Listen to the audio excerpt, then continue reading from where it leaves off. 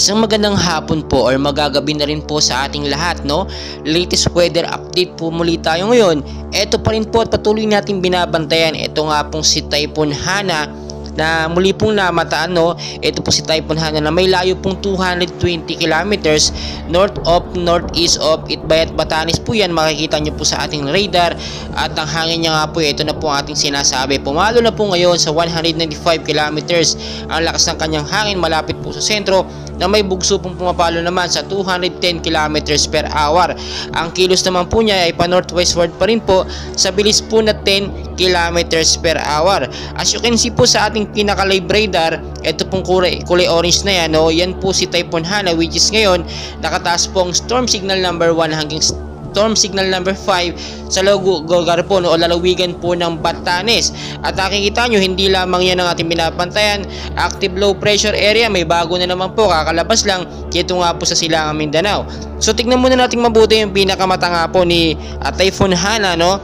Ito po siya, Haikui Hana, 195 kilometers per hour, northwestward po ang kilos. At makikita nyo naman, no, medyo malakas na ito, no? Malapit na po ito or papunta na ito sa tinatawag natin na super typhoon category. Bibilangin na lang po natin dito isang oras at tinataya po natin mamayang gabi po or sa madaling araw po ito talaga mananalansa.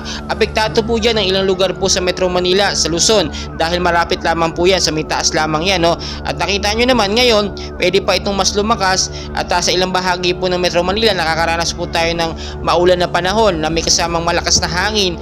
Asahan nyo po yan dahil yung hangin niya po pumalo na po sa 195 kilometers per hour.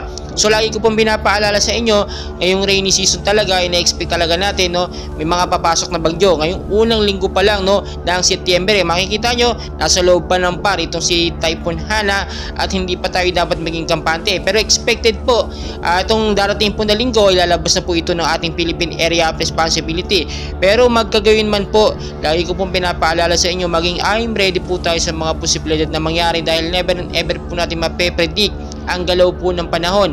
Ang panlaban lamang po natin dito, may bagyo man o wala, dapat maging ready po tayo sa bawat oras, no? Ako po narito para ipaalala lamang sa inyo na mag-ingat tayo, especially po sa mga lugar na bahain po sa Metro Manila. Mag-ingat po kayo dyan kapag nagkaroon po ng palakas at patuloy na pag-ulan. Expected po natin may pagbabaha. Sa mga lugar naman po na matataas, mag-ingat din po kayo dyan sa banta po ng landslide kapag nagkaroon po ng patuloy na pag-ulan dahil lalambot ang lupa. Ito'y mauuwi sa landslide, no? Maging I am ready po tayo, and please pakishare, like, subscribe, pahit po ng notification bell para updated po kayo sa ating mga weather update time to time, day by day. Maraming salamat po.